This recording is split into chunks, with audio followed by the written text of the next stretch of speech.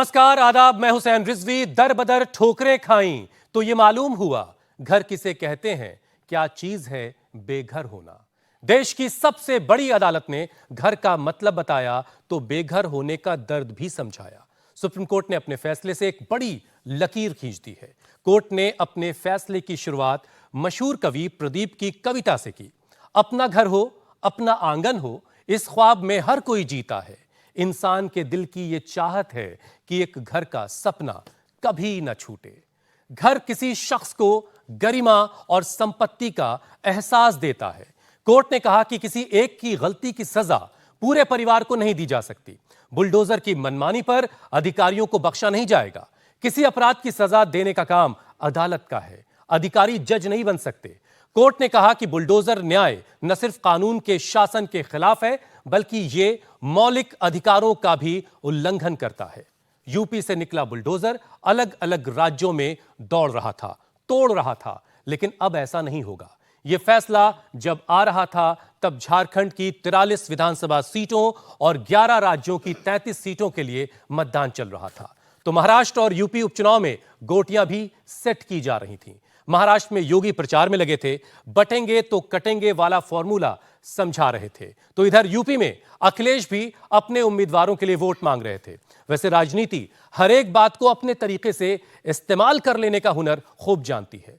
तो bulldozer justice के खिलाफ यह फैसला भी यूपी से महाराष्ट्र तक गूंज रहा है। लेकिन इस फैसले का क्या असर होने वाला है और इसके क्या नफे नुकसान होंगे, यही आज हम समझेंगे। अपने मेहमानों से आपकी मुलाकात करवाते हैं। हमारी सबसे पहले बाईं तरफ हमारे बैठे हुए जुनैद हारी साहब, प्रोफेसर हैं आप इस्लामिक स्टडीज के जामिया मिल्लिया इस्लामिया में। शाहिद रिजवी साहब हैं, सुप्रीम कोर्ट में वकालत करते हैं। और खास बात यह भी है कि जो फैसला सुप्रीम कोर्ट का आया उसमें शाहिद रिजवी साहब के सजेशंस भी शामिल हैं। जस्टिस ज़कीउल्लाह खान साहब, बहुत सारे फैसले जस्टिस ज़कीउल्लाह खान के हाथों से निकले हैं जो एक नज़ीर हैं। इसके अलावा डॉक्टर इदरीस कुरैशी हमारे साथ हैं, मजलिसे मशावरात दिल्ली के प्रेसिडेंट हैं। मजलिस वो ऑर्गेनाइजेशन है जिसके अंडर, जिसके बैनर तले तमाम मुसलमानों के ऑर्गेनाइजेशन काम करते हैं। तो आज इन्हीं सवालों पर बात होने वाली है कि जो फैसला देश की सबसे बड़ी अदालत का आया है, इस फैसले का क्या असर होगा और राजनीति में कैसे इसे नफे और नुकसान के तौर पर देखा जा रहा है। लेकिन सबसे पहले जरा इस फैसले के बारे में समझ लेते हैं। शाहिद रिजवी साहब, पहले जरा साहब बताइए कि इतना बड़ा फैसला ये कहा जा रहा है और तमाम जो ऑर्गेनाइजेशंस हैं वो बहुत खुश हैं इस फैसले को लेकर के। जो बड़ी बातें हैं जरा जल्दी से वो समझा दीजिए इस फैसले। देखिए, ये फैसला बड़ा खुशाइंद है और एक ऐसे माहौल में आया कि जब चारों तरफ एक अफरा तफरी का माहौल था और लोग डरे हुए थे और जो बुलडोज़र जस्टिस जो है, so called bulldozer justice rampant था इन मेनी स्टेट्स, इसका इस्तेमाल हो रहा था। तो ये अब सुप्रीम कोर्ट ने ये बहुत क्लियर करा है कि फैसला देने का अधिकार, जस्टिस करने का अधिकार सिर्फ अदालत को है और ये रूल ऑफ लॉ के टोटली ख़िलाफ़ है। ये एक बर्बरियत और लॉलेसनेस की निशानी है और इसको ये कहा कि ये एक प्रतीक है माइट इज़ राइट का, जो इस कॉन्स्टिट्यूशनल सिस्टम में जो इंडिया में लागू है उसमें इसकी कोई जगह नहीं है। ये बहुत साफ तौर पे सुप्रीम कोर्ट ने अपने फैसले में कहा। और दूसरी बात ये कि सुप्रीम कोर्ट ने कहा कि अगर डिमोलिशन होता भी है तो डिमोलिशन कैसे होगा, कितना होगा और कब होगा, क्या प्रोसीजर अपनाया जाएगा, इसका डिसीजन सिर्फ और सिर्फ कोर्ट करेगा और ये अपना एक प्रोसीजर ऑफ लॉ है वो फॉलो होगा। क्या इस फैसले में किसी स्टेट गवर्नमेंट को भी खास तौर से कुछ कहा गया है? हाँ, स्टेट गवर्नमेंट्स को ये निर्देश दिए गए हैं कि कोई भी अधिकारी अगर कोई ऐसा काम करता है तो उसके खिलाफ एक्शन लेना, उसके पर्सनल रिस्पॉन्सिबिलिटी फिक्स करी जाएगी। तो इसलिए एग्जीक्यूटिव को ये डायरेक्शन दिए गए हैं, बहुत क्लियर निर्देश हैं कि किस तरह इवन सिविल सिस्टम में भी आप पूरा principle of natural justice follow करोगे on each and every stage, right from show cause notice till the passing of the order and execution of the order. जब कोई रास्ता नहीं बचेगा, ना इधर वो सिविल ऑफेंस कंपाउंडेबल भी नहीं हो सकती है, उसको आप किसी तरह कुल मिलाकर के एक बड़ा फैसला है और बुलडोजर जस्टिस जैसी कोई चीज अब नहीं होगी, जस्टिस करने का अधिकार कोर्ट के पास सिर्फ होगा। कोर्ट को। जकीउल्लाह साहब, एक चीज आप जरा ये समझाइए, लोगों के जहन में एक सवाल ये भी है कि क्या वाकई बाबा का बुलडोजर इस फैसले के बाद रुक जाएगा? क्योंकि 2022 का एक मामला है जब फैसला स्टे दे दिया था सुप्रीम कोर्ट ने जहांगीरपुरी वाले मामले में, उसके बावजूद बुलडोजर एक्शन होता रहा। सबसे बड़ी बात यह कि हमारा देश जो है ये डेमोक्रेटिक सेकुलर रिपब्लिक है, इसमें कॉन्स्टिट्यूशन सुप्रीम है और कॉन्स्टिट्यूशन में 3 पार्ट्स हैं जिनसे गवर्नेंस होती है पूरे कंट्री की, उसमें एग्जीक्यूटिव, जुडिशरी और लेजिस्लेचर। अब अगर कोई एक फिरका दूसरे को उसमें इंटरफेयर करता है तो वो कानून के खिलाफ है। और कानून क्या है? कानून का एहसास रूल ऑफ लॉ कहलाता है कि कानून अगर अपने कंट्री में है, कानून चल रहा है, तो उसका एहसास आप कैसे करेंगे? रूल ऑफ लॉ करेंगे। रूल ऑफ लॉ क्या है? एक इक्वल डिस्ट्रीब्यूशन ऑफ समथिंग, जैसे आर्टिकल 14 में दिया हुआ है, equal protection of laws to every citizen, equality before law and equal protection of laws. तो इक्वलिटी बिफोर लॉ का मतलब ये है कि सारे लोग बराबर हैं और कोई, ये सेकुलर कंट्री है, यहाँ कोई ऐसा कंट्री नहीं है कि किसी में बायस रखी जाए। इसलिए अगर ओवर एंड अबव कोई भी काम होता है तो उसके लिए जिम्मेदारी उस शख्स की होगी जो काम कर रहा है। अगर बाबा का बुलडोजर चल रहा है तो बाबा शुड बी पनिश अगर वो खिलाफ काम कर रहे हैं, और उनके खिलाफ काम करने के लिए उनके लेकिन यूपी गवर्नमेंट ने वेलकम किया फैसले हाँ, का। यूपी गवर्नमेंट ने वेलकम किया था, लेकिन अब मेरे ख्याल से अब ऐसा है कि ये गलत काम तो कर ही रहे थे, लेकिन अब उसके गाइडलाइंस चूंकि सुप्रीम कोर्ट ने दे दिया और सुप्रीम कोर्ट ने एक शेड्यूल बना दिया है कि किस तरह 2 चीज़ें हैं कॉन्स्टिट्यूशन में, एक तो प्रोसीजर एस्टैब्लिश बाय लॉ और एक ड्यू प्रोसेस। तो ड्यू प्रोसेस और procedure practice establish by law में थोड़ा सा इतना फ़र्क है कि कैसे ड्यू प्रोसेस ऑफ लॉ तो डिटर्मिन है, और प्रोसीजर एस्टैब्लिश बाय लॉ आपको उसमें अंदर जाना पड़ेगा कि कैसे प्रोसीजर एस्टैब्लिश लॉ, क्या रूल्स हैं, क्या रेगुलेशन है, उसमें रूल रेगुलेशन पावर बनाने की इनको थोड़ी बहुत थोड़ा सा इजाज़त है।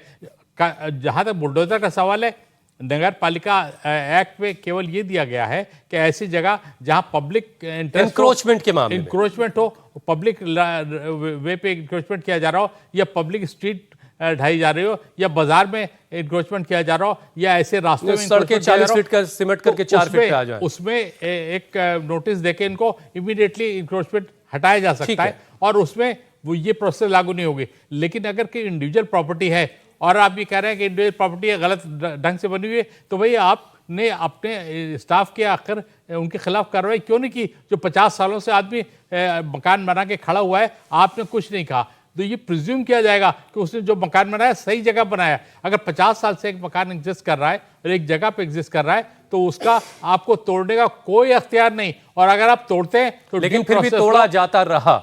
हाँ, ये पहले किया जाता रहा, और उसके लिए इनको इन पर जिम्मेदारी आयद करना चाहिए, और उन लोगों को जिनके खिलाफ हुआ है वो आके उनको सूट फाइल करना चाहिए। ठीक है, और डैमेजेस आगे भी आपसे और सवालों के जवाब लेंगे। इदरीस साहब, आप मजलिस मशावरात के दिल्ली के प्रेसिडेंट हैं, तो बहुत सारे लोग ये बातें कहते हैं कि बड़ी मुश्किल हालात है मुसलमानों के लिए, उनका चलना फिरना दूभर हो गया साहब, कहीं ट्रेन में कहीं सड़क पर कुछ ना कुछ ऐसा हो रहा है। बहरहाल, तो इस फैसले से कुछ राहत आप लोगों को मिल रही है? नहीं, बिल्कुल ये इस फैसले का हम खैर मकदम करते हैं। सुप्रीम कोर्ट ने एक बहुत बड़ी काम किया है, जो इस मुल्क में नाइंसाफ़ी का एक दौर चल पड़ा था, और मोदी जी जो भारत के प्राइम मिनिस्टर हैं, जिनका नारा था कि हर शख्स को घर देंगे, उस नारे के बावजूद सरकारें घर तोड़ने का काम कर रही थी। तो ये उसने जो फैसला दिया है, इसका बहुत बड़ा मायने है इस मुल्क में। डेफिनेटली देखिए, इससे जिस तरह का माहौल था पहले, जैसे जैसे आपने बताया कि वो बुनियादी तौर पे, भाई आपको उसी वक्त क्यों याद आ रहा है जब कोई मामला हो जाता है, तब याद आता है कि ये घर इलीगल बना हुआ था। 50 साल से आपको याद नहीं था कि ये इलीगल बना हुआ था, और वही उसी के मुकाबले पे दूसरा घर हुआ है, किसी दूसरी कम्युनिटी का घर बना हुआ है, उस पर वो एक्शन लागू नहीं हो रहा। तो ये नाइंसाफ़ी का जो दौर बीजेपी गवर्नमेंट ने शुरू किया था, ये बहुत ख़तरनाक था, इसके हम मुखालफत करते हैं, और इससे ज़रूर इंशाल्लाह अब जो है उस तरह के उस पर लगाम लगेगी।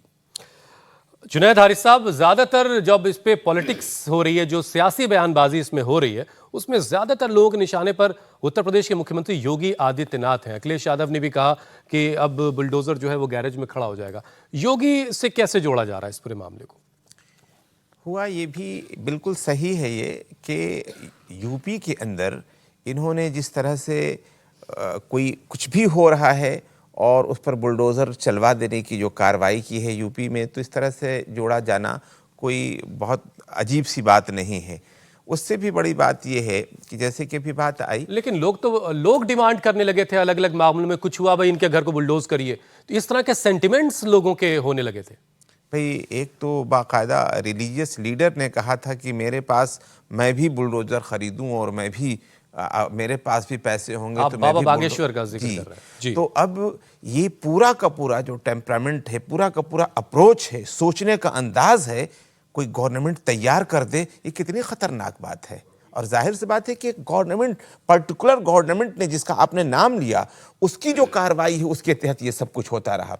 लेकिन एक ख़ास बात है, आपने मशावरत के हवाले से भी बात की, जिस तरह से मुस्लिम तंजीमों को, जैसे कि अभी जज साहब ने कहा था, कार्रवाई के लिए डिमांड करनी चाहिए थी और मुख्यमंत्री के खिलाफ भी कोर्ट में जाना चाहिए था। मैं समझता हूँ कि मुस्लिम तंजीमों ने वो काम नहीं किया था। हालांकि ये तो मुसलमानों ही के मामलात थे जिनके घर उमूमन तोड़े गए, जबकि मुल्क के अंदर किसी के साथ भी नाइंसाफ़ी हो रही है, इस तरह की कार्रवाई हो रही है, तो मैं समझता हूँ कि सबकी जिम्मेदारी के साथ साथ मुस्लिम तंजीमों की जिम्मेदारी बढ़ जाती है कि वो आगे बढ़ कर के इस नाइंसाफ़ी के खिलाफ कानूनी मदद लें। और सुप्रीम कोर्ट का फैसला, इसमें कोई शक नहीं है कि कानून की बालादस्ती को फिर से कायम करने की कोशिश है, वरना ऐसा लग रहा था कि अदलिया का सर नीचा होता जा रहा था। इसलिए इसका खैर मकदम किया जाना चाहिए। चलिए, इस फैसले के आने के बाद बहुत सारे बयानात भी आए हैं। सुप्रीम कोर्ट ने बुलडोजर जस्टिस पर फिलहाल रोक लगा दी है। कोर्ट का यह फैसला आने के बाद जमीयत उलमाए हिंद के अध्यक्ष मौलाना अरशद मदनी ने कहा कि यह जमीयत की कोशिशों का नतीजा है और खुदा करे हमारे देश में इसी तरह गरीबों को उनका हक जो है वो मिलता रहे और अदालतें इस तरह का फैसला देती रहे। सुनिए जरा मौलाना अरशद मदनी को। हम तो ये समझते हैं और हम गए भी थे इसी बुनियाद पर कि किसी शख्स के मकान को गिरा देना, जो उसकी सारी जिंदगी की कमाई की चीज थी, ये अगर एक आदमी से कोई गलती हो गई, उन सब की दुनिया को जहन्नम बना देना, बेसहारा बना देना, ये बुलडोजर के नताइज थे। बहुत ज्यादा फख्र है और हम दुआ करते हैं कि खुदा करे कोर्ट से इसी तरीके पर गरीबों की मदद मिलती रहे। बुलडोजर के लेकर के सुप्रीम कोर्ट का जब फैसला आ रहा था तो अखिलेश यादव उत्तर प्रदेश में थे, योगी आदित्यनाथ महाराष्ट्र में थे। अखिलेश यादव ने इस पूरे फैसले को लेकर के क्या कहा, जरा वो सुनिए, उसके बाद फिर चर्चा को आगे बढ़ाते हैं। इस सरकार का जो बुलडोजर प्रतीक बन गया था, उसके खिलाफ कोर्ट में गए और उसके बाद जो जजमेंट आया है, ऐसे कम फैसले होते हैं जहां पर सरकार को जुर्माना देना पड़ता है। जो घर तोड़ना जानते हैं उनसे क्या उम्मीद करोगे आप? जो घर तोड़ने में सेकंड न लेते हो उनसे क्या उम्मीद करते हो? कम से कम आज के बाद उनका बुलडोजर हमेशा हमेशा के लिए खड़ा हो जाएगा गैराज में। अब किसी गरीब का घर नहीं टूटेगा। पहले बुलडोजर से जुड़े बड़े नारे भी थे, बुलडोजर आ रहा है, बुलडोजर की बड़ी महिमा मंडन भी होता रहा, लेकिन अब बुलडोजर को लेकर के कम से कम इस तरह की बातें नहीं होंगी। लेकिन ये बुलडोजर को लेकर के जो सुप्रीम कोर्ट का फैसला आया है, ये महाराष्ट्र में और झारखंड की सियासत में कैसे इस्तेमाल होगा, इस पर भी बात होगी। लेकिन उससे पहले जरा हम अपनी ऑडियंस के कुछ सवाल प्रोग्राम में शामिल कर लेते हैं। सर, मेरा सवाल रिजवी सर से, रिजवी सर ने बोला कि पनिशमेंट मिलना चाहिए अफसरों को। सबको मालूम है कि अफसर नहीं, ऊपर से ऑर्डर आता है। योगी जी बुलडोजर से फेमस थे, गाली कप्तान को, ताली भी कप्तान को। तो वैसे ताली जब उनको मिलती थी तो गाली भी उनको मिलनी चाहिए, पनिशमेंट भी उनको मिलना चाहिए। तो सर ने आवाज उठाया पार्लियामेंट में, रिजवी सर ने, कि उनको पनिशमेंट मिलना चाहिए योगी जी को। उन्होंने पूरे देश में ये किया। आपने ऐसा कोई सजेशन दिया था क्या भाई? नहीं, इसमें देखिए सजेशन जिसके हुक्म से हो रहा जो एग्जीक्यूटिव होती है वही इम्प्लीमेंटेशन अथॉरिटी होती है।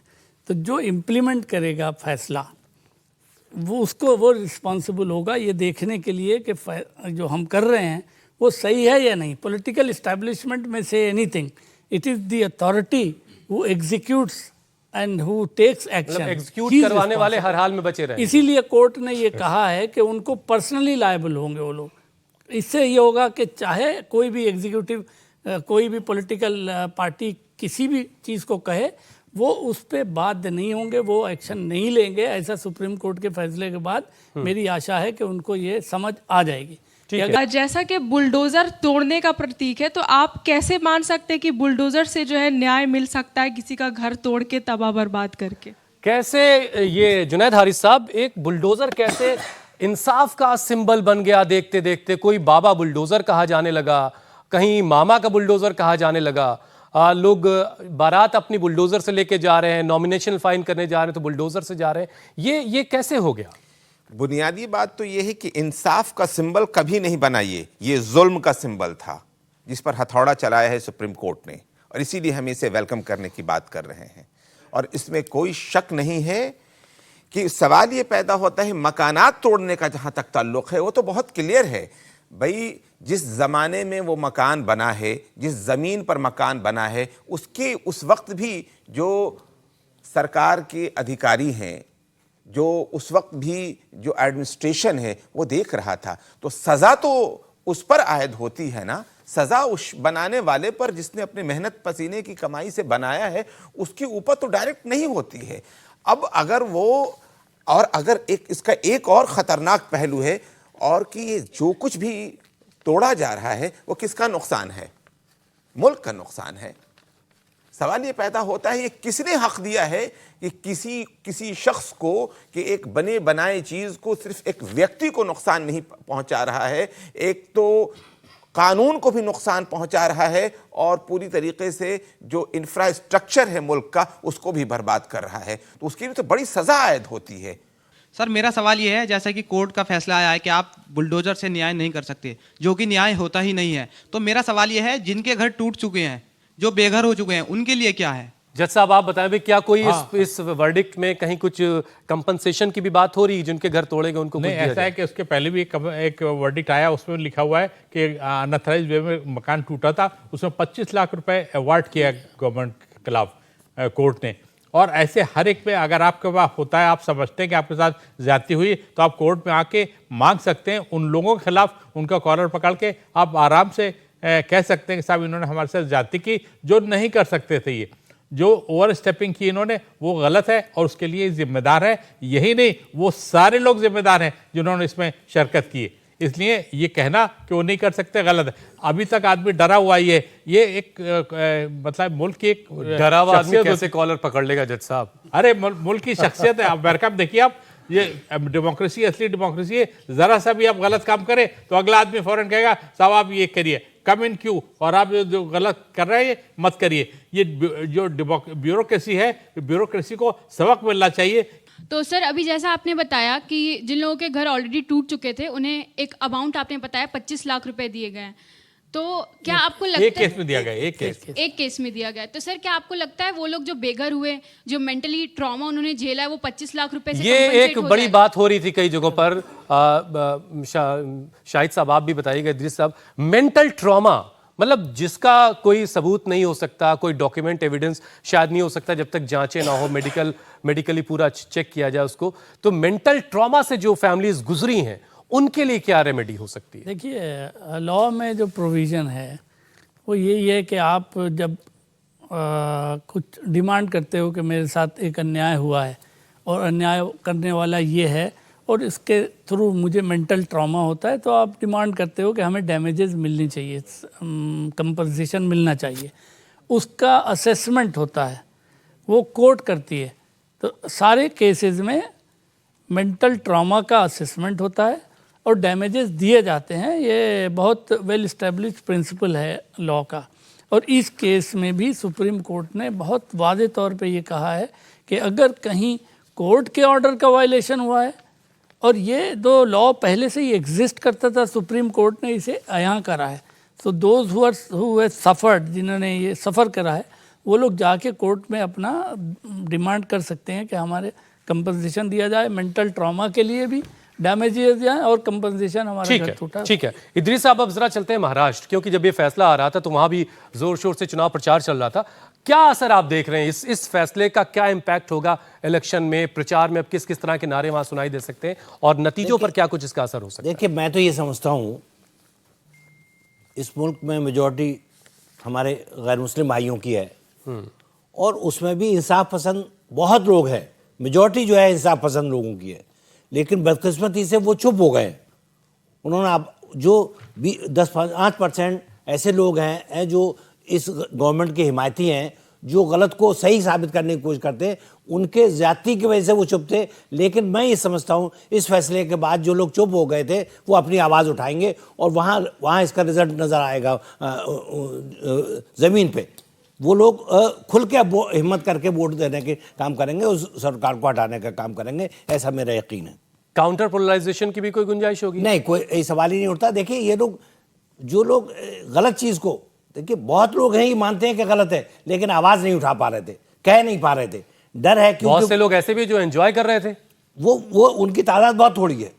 उनकी तादाद 10 से लेके 12% लोग हैं ऐसे जो इस तरह की चीज़ की हिमायत करते हैं, लेकिन मेजॉरिटी आज भी इस मुल्क की जो है वो गैर मुस्लिम भाइयों की इस बात में यकीन रखती है कि इंसाफ का ही दौरा होना चाहिए, कानूनी यहाँ से अवलियत मिलना चाहिए, और वो मैं समझता हूँ उसका इसमें नज़र आएगा। अब लोग इस बहकावे में बहुत आ चुके हैं, लेकिन अब लोगों को समझ में आ गया है कि इस सरकार से इस मुल्क का भला होने वाला नहीं है, ये मुल्क तबाह हो जाएगा अगर इसी तरह की पॉलिसी से चलता रहा। तो ठीक है, नाना पटोले हैं महाराष्ट्र में। उसके अलावा जब अखिलेश यादव ने यूपी से कहा कि गैराज में अब बुलडोजर खड़ा हो गया, तो जाहिर है महाराष्ट्र में भी ये नारा गूंजेगा।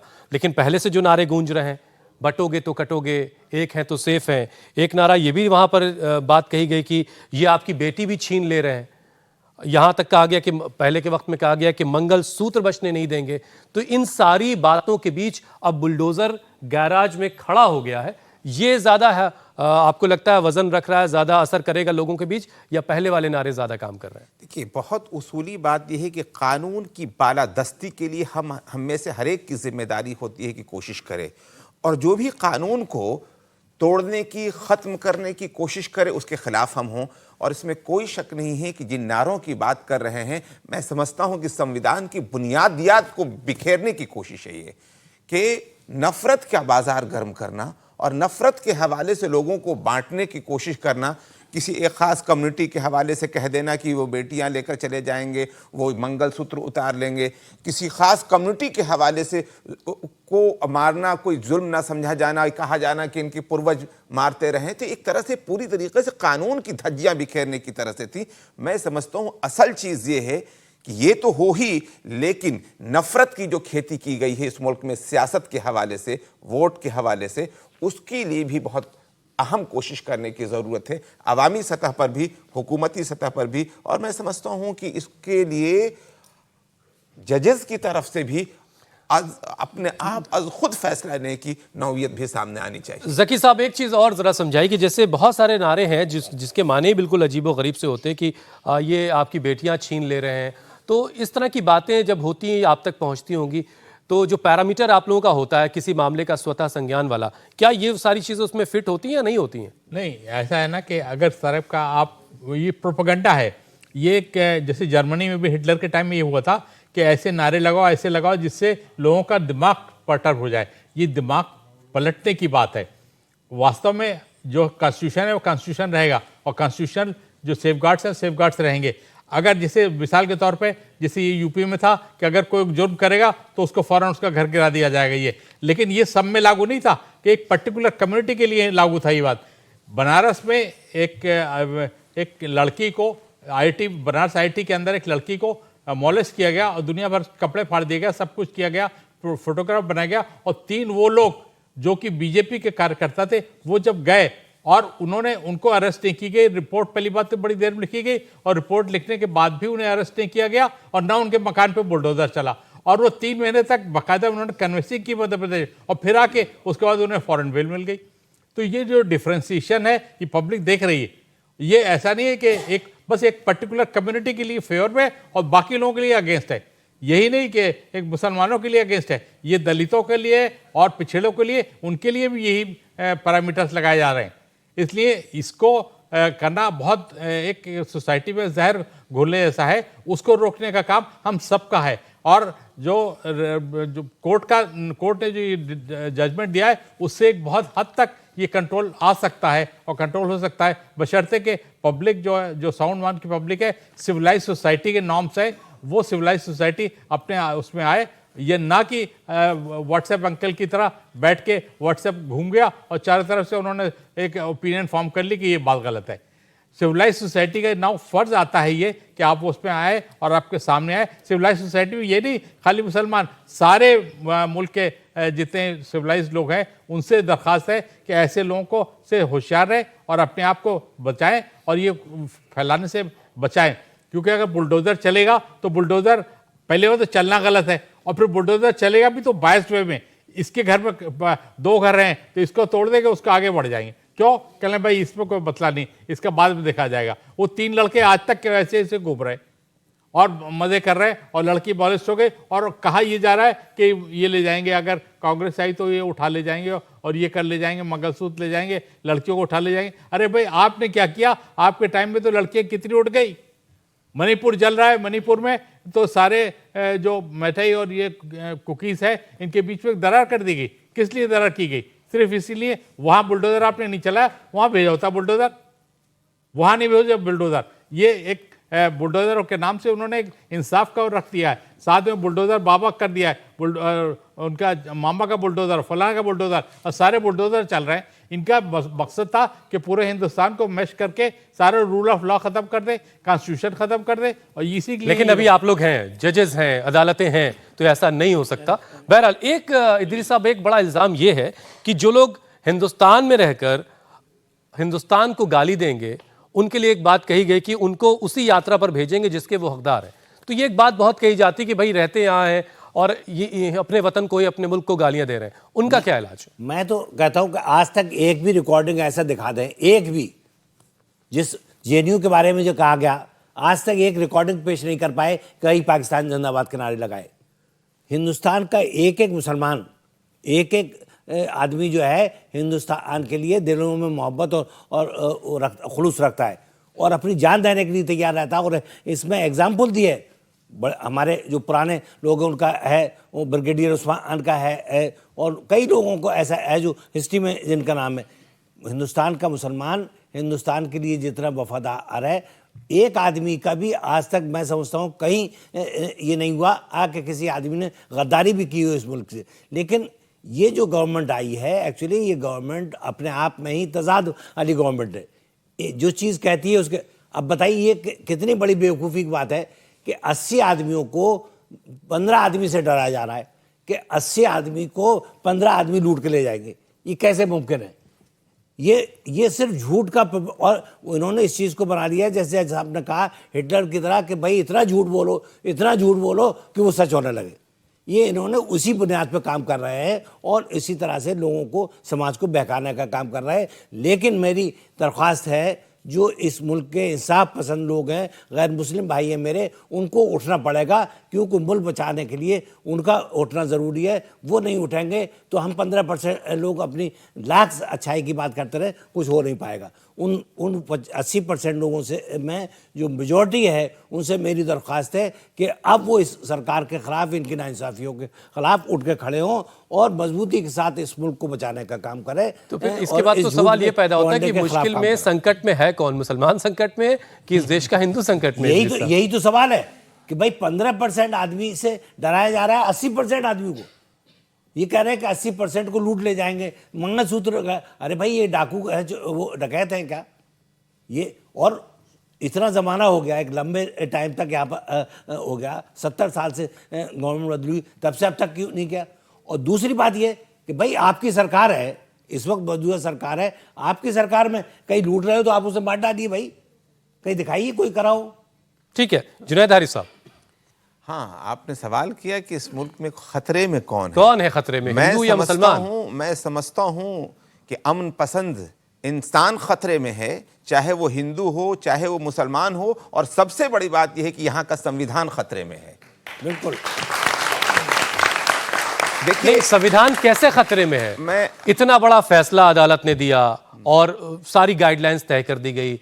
जुनैद हारिस साहब बैठ करके इंडिया टीवी के मंच पे सुकून से अपनी बातें रख रहे हैं। संविधान खतरे में कैसे, जरा ये भी समझें। मैं आपसे, बिल्कुल आपने सही कहा और इसीलिए हमने इस फैसले का वेलकम किया कि ये संविधान को बचाने की एक बेहतरीन एक आवाज़ कह सकते हैं इसको, मुल्क जब आज़ाद हुआ है, इस मुल्क की बुनियाद ही इसी बुनियाद पर पड़ी है कि यहाँ पर रहने वाले कम्युनिटीज़ जितने भी हैं, हिंदू, मुसलमान, सिख, ईसाई और इसके अलावा दलित और ट्राइबल्स, जितने भी जो कुछ भी हैं, वो सब के सब एक हैं। उनको अलग अलग करने की कोशिश नहीं की जाएगी, उनके अंदर नफरत पैदा करने की कोशिश नहीं की जाएगी, उनके सभी के बुनियादी हुकूक महफूज रहेंगे, किसी के साथ भेदभाव नहीं किया जाएगा। सवाल ये पैदा होता है, जब ये किया जा रहा है तो ऐसी सूरत में कौन खतरे में जा रहा है? ये एक बुनियादी सवाल है, जहां तक खुसूसी तौर पर ये प्रोग्राम चूंकि मोदी और मुसलमान है, इस वजह से मैं इस हवाले से ख़ास तौर से कहना चाहूँगा, इस मुल्क के अंदर मुसलमान तो इस मुल्क के ख़िलाफ़ जो लोग साजिशें किए, किसी वजह से भी एक कम्युनिटी के हवाले से कहा जाता है कि एक मुल्क बना दिया गया, मैं समझता हूँ उसूलन गलत है। वजह यह है कि हिंदुस्तान के अंदर दुनिया की सबसे सेकंड लार्जेस्ट कम्युनिटी हिंदुस्तान के अंदर रहती है मुसलमानों के नाम पर। और सिर्फ यही नहीं, बल्कि हालत ये रही कि अभी ब्रिगेडियर उस्मान का इन्होंने नाम लिया था, उनको पाकिस्तान जो बना वहाँ का उनको आर्मी का सबसे बड़ा ओहदा दिया जा रहा था और उन्होंने इनकार किया, और जिस तरीके से उन्होंने अपनी कुर्बानी दी सबके सामने है। ख़ास तौर से पाकिस्तान के ख़िलाफ़ वीर अब्दुल हमीद ने जैसे कुर्बानी दी सबके सामने है। इसके अलावा आप देखेंगे कि जिन लोगों ने गद्दारी की है मुल्क से, जो लोग मुल्क का मालो असबाब लेकर के भाग गए, मुल्क को छोड़कर चले गए, आप फहरिस्त गिना लीजिएगा उसमें मुसलमानों के नाम कितने हैं और दूसरों के नाम कितने हैं। मैं इस बुनियाद पे नहीं, मुजरिम होता है, उसे हिंदू और मुसलमान में मैं बांट कर नहीं देखता हूं, लेकिन जिस वफादारी के साथ मुसलमान यहाँ पर रह रहा है और जिस कमिटमेंट के साथ इस मुल्क के साथ वफादारी के लिए काम कर रहा है, तो जाहिर सी बात है इस अप्रोच के हवाले से मुसलमान पर जब इल्ज़ाम लगता है तो बहुत अफसोसनाक बात होती है और एक तरीके से संविधान का मजाक उड़ाया जाता है कि इस कमेटी ने जब उसे कहीं जाने का मौका था उस वक्त भी यहाँ पर रहने का फैसला किया, और आज भी इस मुल्क का, हिंदुस्तान का मुसलमान अगर सबसे बड़ा दुश्मन अगर किसी को समझता है तो पाकिस्तान को समझता है।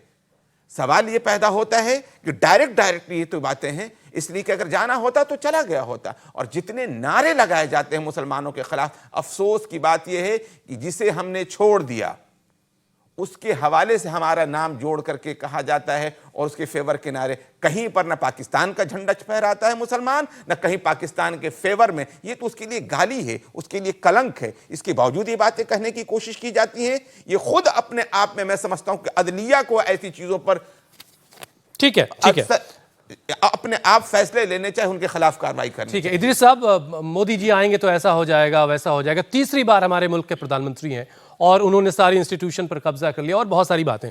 अब तीसरी बार प्रधानमंत्री हैं और उनके प्रधानमंत्री के कार्यकाल के वक्त में सुप्रीम कोर्ट इतना बड़ा फैसला दे रही है।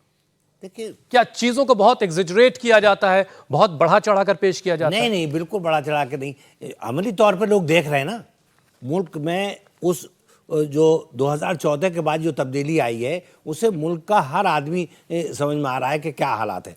देखिए, इतनी बड़ी बात कोई दुनिया का प्राइम मिनिस्टर कह सकता है कि एक पूरी कम्युनिटी के खिलाफ कह रहे हैं कि अगर ये वो कांग्रेस पार्टी जीत के आ जाएगी तो मुसलमान जो है उनके मंगलसूत्र ले जाएंगे, उनके घरों को लूट लेंगे। अमित शाह रोज़ आप आज भी बयान दे रहे हैं कि हम मुसलमानों को रिजर्वेशन नहीं देने देंगे, हिंदुओं को मुसलमान ख़त्म करके नहीं देने देंगे। इतनी बड़ी बात है जो कानून के, जो इलेक्शन कमीशन के उसके खिलाफ है, लेकिन कभी आज तक इलेक्शन कमीशन ने उसमें एक्शन नहीं लिया। भाई ये कहना कि ये हो जाएगा, तुम क्या कर रहे हो भाई? तुम्हारी सरकार है, कैसे एक आदमी को बिला वजह डरा आके आप इस तरह की बातें कर रहे हैं जो कि कॉन्स्टिट्यूशन के बिल्कुल खिलाफ है, समझे आप? तो ऐसे लोगों के अमली तौर पे इन्होंने ये बातें कह के रिजर्वेशन का मसला है, हुकूक का मसला है, उन सब में कह के मुसलमानों का नहीं, तो वो बात कांग्रेस की तरफ से कही जा रही कि रिजर्वेशन ये खत्म कर देंगे। कहाँ रिजर्वेशन खत्म हो गया? रिजर्वेशन खत्म क्यों नहीं खत्म हो गया? असल में कोई चीज़ें दिखती नहीं है। यूजीसी का रूल था कि एक कॉलेज एक यूनिट है, एक कॉलेज जो है एक यूनिट है, उसमें जो वैकेंसी निकलेंगी उसके हिसाब से रिजर्वेशन होगा। मान लो 10 वैकेंसी एक कॉलेज में, डिफरेंट डिपार्टमेंट में 2-2 वैकेंसी निकलती हैं, ठीक है, तो 10 वैकेंसी हो जाती है, तो उसमें शेड्यूल कास्ट का जो रिजर्वेशन वो मिल जाएगा। लेकिन उन्होंने कर दिया कि नहीं, अब एक सब्जेक्ट जो है उसमें वो यूनिट हो जाएगी। अब एक सब्जेक्ट में कभी जिंदगी में 10 सीट, कॉलेज को यूनिट बना हटा करके सब्जेक्ट को यूनिट बना दिया। अब सब्जेक्ट को जब यूनिट बना देंगे उसमें जिंदगी में कभी 10 सीट नहीं निकलेंगी, 1 या 2 वैकेंसी निकलेंगी। अब 1-2 और वैकेंसी निकलेंगे तो कभी रिजर्वेशन लागू नहीं होगा उसमें। तो तरीके से ये करते हैं, एक ऐसे तरीके से वो करते हैं कि बेचारे जो लोग समझ ही नहीं पाते हैं कि क्या हो गया। तो ये बड़ी बारीक सी बात आपने बताई। जो समझदार लोग हैं वो समझते हैं। पीछे है कहीं एक सवाल पीछे से बच्चे ने किसी ने पूछा था, शाहिद रिजवी साहब, कि भाई ये जब कहीं कोई हादसा हो जाता है, कहीं कोई वायलेंस हो जाता है, उसके बाद ये सवाल किस बच्चे का था भाई, उसके बाद ही क्यों याद आता? नहीं, आप तो सवाल पूछ चुके हैं। लाइए माइक लाइए। ये नाम नहीं, आपका तो हो चुका है। इधर कॉर्नर वाली लड़की ने पूछा था। नहीं, जब कोई हिंसा हो जाती तब क्यों याद आता है कि ये मकान गलत बना हुआ था? भाई पूछिए, अपना नाम बताइए। So my name is Ambiya and I am from Inmantec institution. मेरा एक क्वेश्चन है कि जो हमारी गवर्नमेंट है उसके अंडर में जुडिशरी नहीं आती, यानी हमारी जुडिशरी पे किसी का कोई प्रेशर नहीं है क्योंकि वो इंडिपेंडेंट वर्क करती है। तो सर, किसी का घर टूटेगा या नहीं टूटेगा ये कोई एक प्राइम मिनिस्टर या फिर कोई चीफ मिनिस्टर कैसे डिसाइड करेगा? सर, वो जुडिशरी का काम है तो वो क्यों नहीं करती? किसी के कहने पे ही क्यों कि हाँ इसका घर तोड़ दो, मैं कह रही हूँ तो तोड़ दो, मेरे पास पावर है, ऐसे तो नहीं होगा ना। कोई गलत है, इसका इंसाफ तो सुप्रीम कोर्ट या डिस्ट्रिक्ट कोर्ट। मैं बताऊं इसका जवाब। एक सवाल और आया था शायद रिजवी साहब की, वो कोई हिंसा हो गई, कहीं कोई वाकया, कोई हादसा हो गया, उसके बाद अब एकदम से लोग जागे और ये पाया गया भाई फलां मिस्टर ए का जो मकान है वो अपनी हद से बाहर निकला हुआ। ये उस वक्त क्यों याद आता है? इनफैक्ट क्या है कि ये इस पर भी कोई बात कही गई है क्या? की देन है। ये उस शख्स को पनिश करना है और ये मैसेज भी देना है कि हमने पनिश कर दिया। देखिए, ज़रा सी भी लग्जिश के ऊपर, तो ये जो जब मकान बनता है उसी समय म्यूनिसिपल अथॉरिटीज़ को पता होता है कि ये लीगल है या इलीगल है, या किस एक्सटेंट तक लीगल है और किस एक्सटेंट तक इलीगल है, वो उसको रखते हैं अपने पास। और जब ये इस तरह का कोई मौका आता है तो पॉलिटिशियंस उसको इस्तेमाल कर लेते हैं और एग्जीक्यूटिव उसको एग्जीक्यूट कर देती है, और ताकि ये अपना जो मैसेज है वो मैसेज कन्वे हो जाए। असलियत तो ये होती है। मुझे याद आ रहा है कि जब बहुत बुलडोज़र की बातें हो रही थी तो ब्रिटेन के प्रधानमंत्री हिंदुस्तान आए थे, बोरिस जॉनसन साहब, फिर वो गुजरात गए और जेसीबी की फैक्ट्री में गए और वहाँ उनकी फ़ोटो जो है वो खिंची और बड़ी वो वायरल हो रही थी। और उसके बाद जो दुनिया भर के अखबारों में छपा, उसकी एक छोटी सी मैं आपकी बात बता देता हूँ दर्शकों को। और उस मामले में जो दुनिया भर के जो अखबार हैं उन्होंने काफ़ी क्रिटिसाइज़ किया था उनके इस एक्ट को, कि वो ऐसे वक्त में जब वहाँ पर बुलडोज़र एक्शन की वजह से बहुत सारी अफरा तफरी है और वो वहाँ गया, और उसके बाद द इंडिपेंडेंट अखबार है उसने लिखा और बहुत सारे अखबारों ने उसको बड़ा क्रिटिसाइज़ किया था। जो बच्ची ने सवाल पूछा था इदरीस साहब, आप उसका जवाब देते। बच्ची का मतलब ये कहना चाह रही थी कि जो फैसला है किसी का घर इलीगल है लीगल है वो तो कोई डिपार्टमेंट करेगा ना, जो उस डिपार्टमेंट का जिम्मेदार होगा वो करेगा कि भाई ये मकान सही है कि गलत है। हाँ, मैं वो बता रहा था। मैं कह देखिए, इस मुल्क में पावर हंगरी लोग बहुत हैं। वो खुशनुदी हासिल करने के लिए किसी भी दर्जे तक जा सकते हैं। तो ये एक परेशानी है इस मुल्क की कि इसमें लोग अपने आप को आगे बढ़ाने के लिए गलत काम कराया जा रहा है तो उसको भी करने को तैयार हो जाते हैं। तो उसी का नतीजा ये कि वो ये सोचते हैं कि अगर इनकी ये चीफ मिनिस्टर हैं, इनकी बात मानेंगे तो हम प्रमोट हो जाएंगे।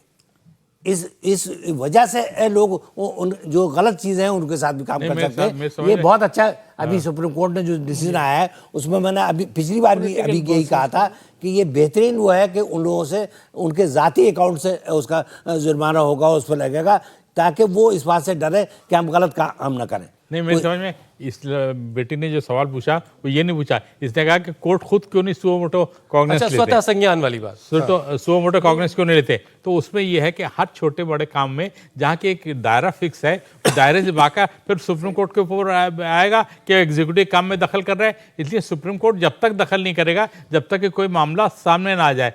अगर उसका एहसास होता है, उसका फंडामेंटल राइट का हनन होता है, फंडामेंटल राइट्स को उसके डिप्राइव किया जाता है, तो वो आके कहेगा लॉर्ड के पास के कैसा भी ये देखिए माय लॉर्ड, मेरे साथ ये हक तलफी हो रही है, ये नाइंसाफ़ी हो रही है। अगर सुप्रीम कोर्ट लेने लगे तो छोटे मोटे तो फिर यही काम करने लगेगा, बाकी काम एग्जीक्यूटिव क्या रह जाएगा। 3 जो फ़िरक़े हैं जो कॉन्स्टिट्यूशन के अंदर दिए हुए हैं, जुडिशरी, लेजिस्लेचर और एग्जीक्यूटिव, तीनों का अलग अलग काम है। ये एग्जीक्यूटिव का काम है। इनका काम ये है कि म्यूनिसिपल अथॉरिटी से कंप्लेंट करेंगे, साहब ये देखिए गलत बन गया, उस पर नोटिस जाएगा, उसके बाद ढाया जाएगा वो, और वो अगर आता है तो कोर्ट जाके, और वो भी 3 तरह के कोर्ट्स है यहाँ पे। एक तो डिस्ट्रिक्ट कोर्ट्स है जो लीगल राइट्स देखता है, उसके पास जाएगा। उसके बाद कॉन्स्टिट्यूशनल कोर्ट है जो कि हाई कोर्ट है, और सुप्रीम कोर्ट जो है सुपर है, दोनों तरह से काम कर सकता है, कोई भी रिलीफ दे सकता है। तो इसलिए सुप्रीम कोर्ट का तो लास्ट में है। ये चूंकि हद से ऊपर पानी चला गया था, इसलिए सुप्रीम कोर्ट के साथ यह हुआ, और सुप्रीम कोर्ट ने ये फैसला दिया, और ये फैसला एक स्टैंडर्ड है, ये फैसला एक मानक है। इससे पूरा डिटरमिन होगा पूरा कि कैसा प्रोसीजर है, क्या प्रोसीजर स्टैब्लिश ला, क्या स्टैट्यूट है, और इसको किस तरह करना चाहिए और कैसे इनको पनिश करना चाहिए, ये सब दिया हुआ है। ठीक है, वो एग्जीक्यूटिव की जिम्मेदारी है, वो उसको निभाएंगे, और इसी को लेकर के सारी गाइडलाइंस जारी कर दी गई हैं। जुनैद साहब, एक बहुत वक्त बिल्कुल कम रह गया, अब एक छोटी सी बात यह कि बुलडोज़र का सियासी फ़ायदा उठाया गया, अब बुलडोज़र गैराज में खड़ा कर दिया गया है, तो इसका सियासी फ़ायदा, सियासी नफ़ा नुकसान किसको हो रहा है, कैसे देख रहे हैं अब ये? देखिए, जिसने बुलडोज़र को इंसाफ का सिंबल बनाने की कोशिश की थी, अब जाहिर सी बात है कि अगर ये खड़ा हो गया तो इसमें उसूली तौर पर बज़ाहिर नुकसान उसको होने के इम्कानात हैं। इससे भी बड़ी बात मैं समझता हूँ, जो उसूली बात है कि ये भी एक सिंबल है कि ये मुल्क इस तरह नहीं चलेगा कि जिसकी लाठी उसकी भैंस, बल्कि अब ये मुल्क इस तरह चलेगा कि कानून की बालादस्ती होगी और कानून के मुताबिक सब कुछ समझा जाएगा। इसलिए पॉलिटिकल पार्टियां भी अपने आप को सुधारने की कोशिश करें और कानून के दायरे में रह करके कार्रवाई करें, और इस तरीके से समाज में मैसेज दें। और ख़ास तौर से एक और मौजू पर भी ज़रूर बात आनी चाहिए अदलिया की तरफ से, फिर से नफ़रत की जो पूरी खेती हो रही है, सिर्फ बुलडोज़र ही नहीं बल्कि नफ़रत के हवाले से भी ये चीज़ें सामने आ जाए, ताकि सारे के सारे रास्ते बंद हो जाएं और सारे के सारे लोग मिल करके एक नेशन को तामीर करने की जो पूरी तरीके से संविधान का अप्रोच है उसके मुताबिक वर्क हो सके और मुल्क में नफ़रत का माहौल ख़त्म हो सके। किसी का परेशान होना जब किसी को मज़ा देने लगे, जब किसी की फरियाद की आवाज़ें किसी के लिए रक्स बन जाएं, किसी का टूटता हुआ घर जब किसी को अपने घर में बैठकर सुकून देने लगे, तो ठहर के सोचने की जरूरत है कि हम क्या बन गए हैं, हमें क्या बनाया जा रहा है। 7 संदूकों में भरकर दफन कर दो नफरतें, आज इंसान को मोहब्बत की जरूरत है। बहुत बहुत शुक्रिया।